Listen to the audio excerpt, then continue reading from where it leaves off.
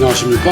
개포동 행복부동산 민재쌤입니다. DH 퍼스트 아이파크가 벌써 입주 6개월이 지나고 있습니다. 그러다 보니까 과거 거래 동향이라든지 또 향후 미래 전망에 대해서 문의전화를 굉장히 많이 주고 계십니다. 오늘은 그 부분에 대해서 좀 더 세부적으로 한번 말씀을 드려보도록 하겠습니다. 자, 오늘 드릴 말씀은요, 세 가지 사항인데요. 첫 번째, DH 퍼스트 아이파크의 실거래 사례 분석을 해드리겠습니다. 각 평형별로 어떤 가격에 거래가 되었고 어떤 특징이 있는지 알아볼 테고요. 두 번째는 이런 실거래 사례가 인근 단지와 어떤 차이점이 있는지, 또 개포동 신축 아파트의 어떤 공통적인 특징이 있는지 이런 부분을 한번 도출을 해보도록 하고요. 세 번째는 개포동 신축 아파트 가격 전망, 넓게는 강남 신축 아파트 가격 전망이라고 해도 무방할 텐데요. 자, 이런 부분에 대해서 좀 더 현장에 있는 플레이어로서 저의 느낌을 전하는 그런 말씀을 드리도록 하겠습니다. 자, 먼저 시작하기 전에 우리가 개포동 아파트의 일반적인 사항을 좀 말씀드리고 싶은데요. 첫 번째, 개포동에는 총 51개 단지에 31,374호 아파트가 있습니다. 평균 연식이 26년인데요. 최근 신축 입주한 아파트가 늘어나면서 이 부분은 좀 더 낮아졌을 걸로 생각이 됩니다. 자, 제가 과거 1년 동안 DH 퍼스트 아이파크의 거래 사례를 분석해봤는데요. 대상 기간은 2023년 6월 3일부터 금년 6월 2일까지입니다. 제가 왜 6월 3일을 기점으로 잡았을까요? 네, 그렇습니다. 2023년 6월 3일부터는 보유 기간이 3년 이상 된 모든 조합원은 매매 거래가 가능하기 때문에 그런 도정법상의 특징이 거래에 얼마만큼 영향을 미쳤나, 그런 걸 분석해보기 위한 자료죠. 그 결과 개포동 전체에 363건의 거래가 있었습니다. 1년에 363건이면 매일 한 건 있었다고 이렇게 이해할 수가 있죠. 많은 거래량 아닙니다.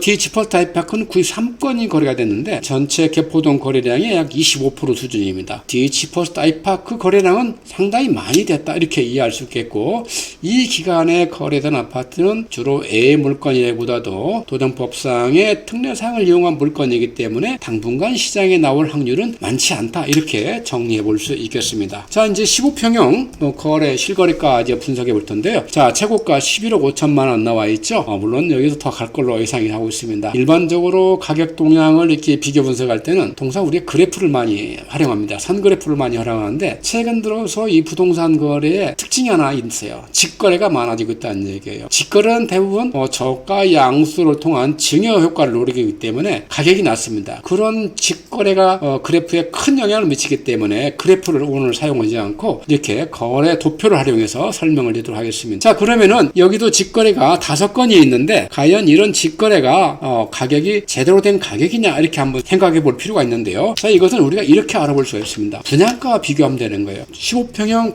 분양가는 조합원은 5억, 일반 분양자는 6억 7천만 원이었습니다. 그럼 일반 분양자 경우에 6억 7천만 원의 옵션 비용이 최소한 2, 3천만 원 되기 때문에 2, 3천만 원 더하고 금융비용, 대출, 중도금, 대출이자 감안하면은 이 7억 5천만 원 팔아서는 거의 양도 차익이 없는 거래예요. 그래서 이 거래는 양도 차익을 거린 거래보다도 명의 변경을 위한 거래다, 이렇게 그런 특징을 가지고 있다, 이렇게 말씀드릴 수 있겠고요. 25평 같은 경우는 좀 거래량이 좀 됐었죠. 또 마찬가지 최고가가 23억 5,500만 원을 찍었습니다. 작년 10월 30일 찍었는데요. 25평도 지금은 높아 보이지만 앞으로도 올라갈 룸이 저는 대박 크다고 이렇게 말씀드리겠습니다. 자, 먼저 조합원 분양가를 같이 한번 비교하면요.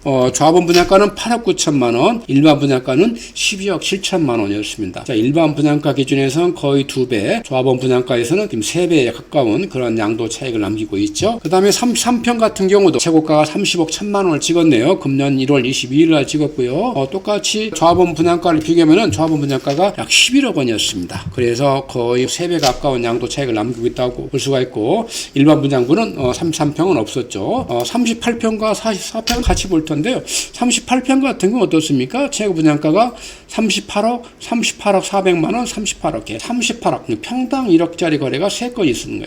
38평의 특징이 대체적으로 상당히 유치가 좋다는 특징이 있지만은 가장 빨리 평당 1억가를 달성한 그런 평형에 대한 안내 말씀드리고요.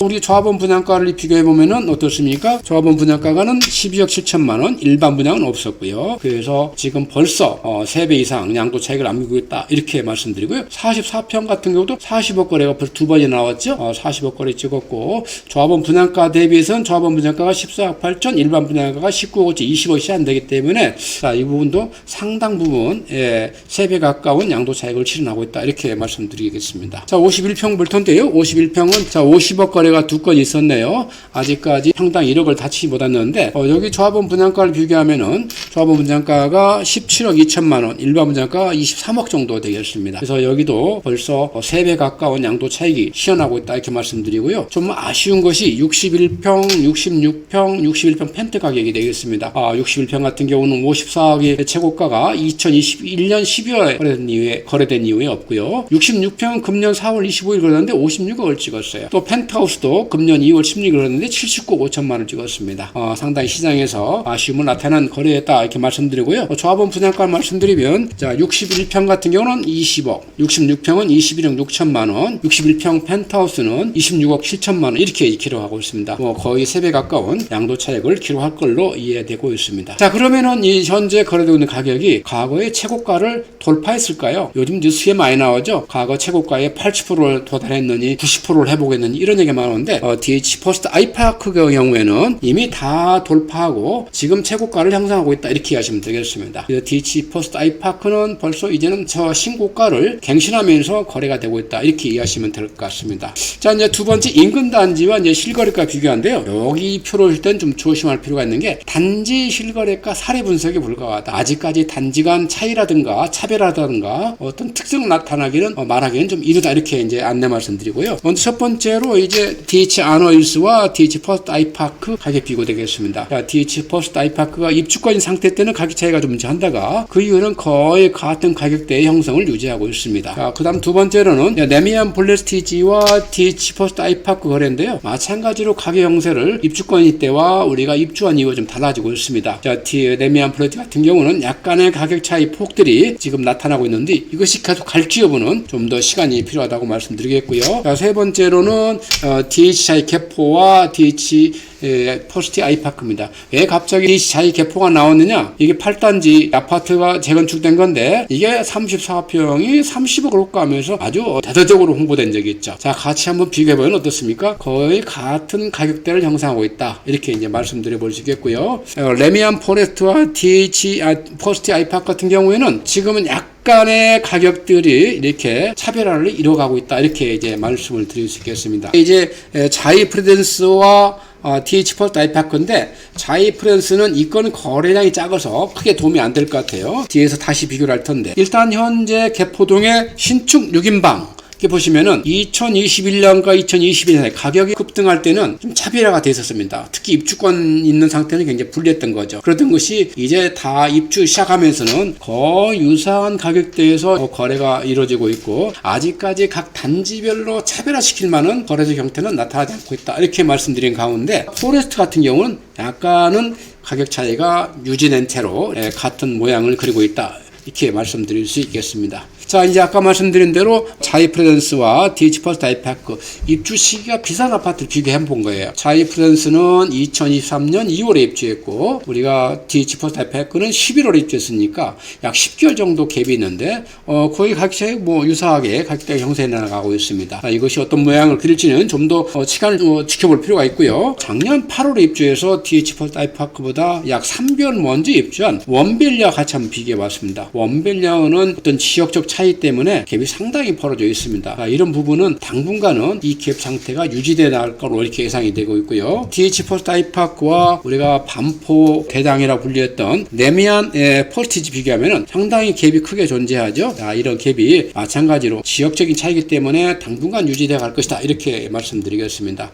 반면에 인근에 있는 대치동 네미안 대치팰리스는 어떻습니까? 네미안 대치팰리스와 같이 비교했을 때 여기도 가격 차이가 상당히 존재한다. 이런 부분 부분들이 앞으로 좁혀갈지 넓혀갈지는 좀 더 시간적인 그런 연구가 필요하다, 이렇게 말씀드리도록 하겠습니다. 세 번째, 개포동 신축 아파트 가격 전망입니다. 앞에 두 부분이 사실관계에 대한 이야기였다면 이제는 미래에 대한 이야기 되겠는데요. 개포동 신축 아파트를 저는 어떻게 보고 있는지, 과연 오늘 제가 드린 말씀이 저 개인의 뇌피셜일지 아니면 어떤 시장에 기반한 합리적인 판단인지 한번 시청해 보시기 바라겠습니다. 저는 강남의 아파트를 바라볼 때는 우리가 시각을 좀 달리 해야 된다고 생각합니다. 우리가 사안에 따라서 다양한 형태의 도구를 통해서 보는데, 어떤 때 우리가 구체적으로 들여다볼 때는 현미경을 보고 멀리 볼 때는 만원경을 하듯이 강남 아파트를 바라볼 때는 시각을 달리 해야 된다고 생각하고 있거든요. 그 이유를 두 가지만 말씀드려보면, 첫 번째, 강남 시장 자체의 특징입니다. 강남 아파트 시장 자체는 우리가 가격 상승의 출발점인가 동시에 가격 하락의 종착점 역할을 하고 있어요. 여기서 모든 신호가 출발하고 종착한 되기 때문에 여기에 대해서 일반 시장과 똑같은 우리가 시각을 가지고 봐서는 시장을 제대로 볼 수가 없다, 이런 생각이 들고요.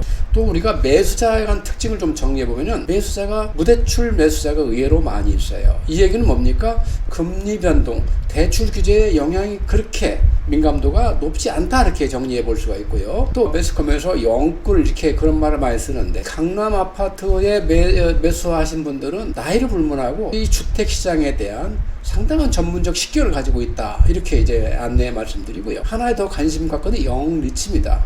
특히 코로나 사태 이후로 영리치가 많이 이제 증가했는데요. 2022년 국민은행 부자보고서에 따르면 영리치 10대 40대로서 금융자산만 10억이 넘는 자산을 보유한 사람이 무려 7만 8천 명이고, 이들이 갖고 있는 금융자산이 100조라는 얘기입니다. 엄청난 그런 구매력을 가지고 있는 층이다, 이렇게 말씀드릴 수가 있고요. 따라서 우리가 강남 아파트를 볼 때는 현미경보다도 만원경, 우리가 금리가 어떠느니, 대출 규제가 어떠니, 정책이 어떠니, 이렇게 구체적인 사안을 이렇게 집중하기보다는 좀 더 여유롭게 멀리 5년 후 10년 후 이렇게 내려다보는 그런 망원경적 자세가 필요한 거고, 두 번째로 우리가 개포동 아파트를 볼 때는 개포동만 봐서는 안 된다는 얘기예요. 개포동이 앞서서 압구정과 반포 지역이 선행하기 때문에 이 지역의 아파트 가격 흐름을 항상 주시하고 그것을 개포동과 같이 접목시키는 그런 해안이 필요하다는 얘기입니다. 따라서 이제 미래를 얘기할 때 과연 이제 내피셜일지 아닐지 구체적으로 말씀드려 볼 텐데요. 미래 가격 전망을 이야기 전에 제가 좋아하는 글귀를 한번 같이 공유하고 싶어서 가져왔습니다. 내용이 그렇습니다. 핵심은 아무도 보지 못한 것을 보는 것이 아니라 모두가 보는 것에 대해 아무도 생각하지 못한 것을 생각하는 것이다. 어떻게 좀 감이 와 닿으시나요?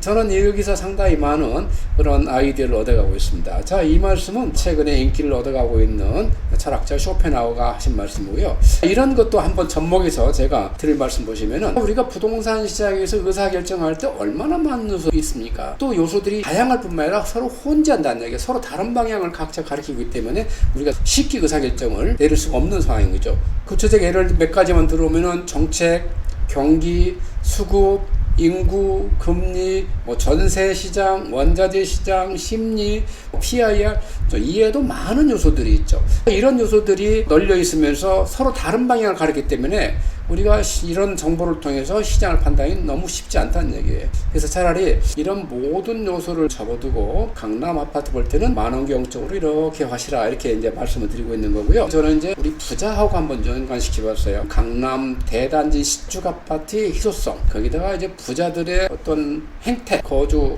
선호도, 이런 걸 감안했을 때 어떤 그림이 그려질까, 이렇게 한번 생각해 본 건데요. 우리나라 부자는 꾸준히 늘어나고 있습니다. 우리나라 부자는 금융자산에서 기준에서 10억 이상 가진 사람을 우리가 부자라고 그러는데, 그런 사람들 부자 숫자가 현재 꾸준히 늘어서 지금은 45만 6천 명이 달하고 있습니다. 그러면 우리가 부자 보고서가 2010년부터 시작했는데 2010년부터 금년까지 꾸준히 늘어서 16만부터 45만 6천 명, 거의 3배 가까이 증가했어요. 그러면은 이렇게 새로 증가된 부자들은 어떨까요?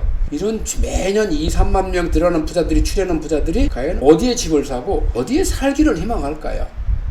여기에 우리가 포커스를 맞춰보면은 좀 더 우리가 강남 아파트, 신축 아파트 투자할 때 쉽게 의상을 결정을 할 수 있지 않냐 싶은 생각이 드는 것이죠. 자, 그 다음에 실제 우리가 부자들이 45만 6천 명이지만은 대부분 70% 넘는 숫자 32만 명 정도가 수도권에 몰려 있고요. 수도권에 부산에 28,500명, 그 다음에 대구에 19,600명, 그 다음에 경남에 11,600명이고 나머지 지역은 4만 명 이하인데 이 지역에 있는 부자들조차도 서구에 진출을 하고 있기 때문에 수도권 집중 현상은 더욱 강화될 수밖에 없고 이제 실제 새로 탄생된 부자 자체도 수도권에 집중됐다는 거예요. 약 2만 명에서 3만 명 정도 증가하는데 2023년 같은 경우에도 수도권에만 23,800명이 증가했습니다. 이 사람들이 어디 가서 집을 사냐니 할 데가 없다는 얘기죠. 반면에 이렇게 수요는 꾸준히 늘어나고 있는데 새로 공급되는 아파트 입주량은 어떻습니까? 2024년 이후 거의 입주량이 없습니다. 그런데 서울에서 그러고 강남은 어떻습니까? 강남은 더 심한 것이죠. 강남은 올해 대량 입주 말고 2028년까지 입주가 거의 없습니다. 그럼 입주 물량이 없으면 어떻게 됩니까? 입주 물량이 줄어들면은 거래 물량도 줄어들어요. 매매 물량 줄고 전세 물량 줄고요. 그래서 매매가와 전세가가 동시에 강세를 보는 확률이 굉장히 높다 이렇게 말씀드리고 싶은 거예요. 그래서 우리가 강남의 신축 대단지 아파트는 계속 상승세로 갈 수밖에 없는 기본적인 구조적 상태에 있다 이렇게 이제 저는 안내해드리고요. 가격은 조만간 평당 1억을 넘어서서 우리가 압구정과 반포에 나가는 추세에 맞게끔 그의 후속타를 치면서 계속 상승이 이어질 걸로 보고 있습니다. 자, 결론적으로 좀 정리해드리면 두 가지 질문을 통해서 이제 말씀드리고 싶은데요. 첫 번째, 자본주의 하에서 우리가 가치나 가격이 하락하는 필수 자산이 있나요? 저는 돈 이외에는 없다고 생각합니다. 돈은 가치가 계속 지속 하락하고 있어요. 양이 많아지기 때문에. 근데 개포 대단지 신축 아파트는 가격 상승 폭발률이 굉장히 많아요. 희소성이 있기 때문에. 또 인플레이션에 대비해서 이 가치 방어력도 높은 그야말로 투자에 완벽한 상품이기 때문에 항상 부자들도 우리가 강남 지역의 아파트를 최우선순위 놓는다는 얘기예요. 그 다음 두 번째, 신흥부자에게인데 신흥부자들이 어디가 살겠습니까? 대부분 강남으로 모일 수밖에 없다는 것이죠. 그래서 이런 요인들을 가만해서 봤을 때 다른 부동산 시장 내외적인 요인을 감안한다더라도 이런 자산 제야 자체의 본질적 측면만 보더라도 강남의 신축 대단지 아파트는 가격 상승 여력이 더 높다. 앞으로 계속 상승세를 이어갈 것이다. 이렇게 이제 제가 말씀을 드리고 있는 것이죠. 공감이 좀 갔는지 모르겠어요. 오늘은 제가 이제 TH 퍼스트 아이파크가 입주가 6개월을 맞이하면서 지난 1년 동안 개포 신축 아파트에 어떤 거래가 있었는가 이렇게 분석해 드렸고요. 향후 개포 신축 아파트의 가격 전망까지 이렇게 말씀드려봤습니다. 내피실이 아니라 합리적인 판단이었기를 바라고요. 부동산이나 세금에 대해서 궁금한 사항이 계시면 언제든지 저희 개포 행복부동산 연락 주시기 바라겠습니다. 감사합니다.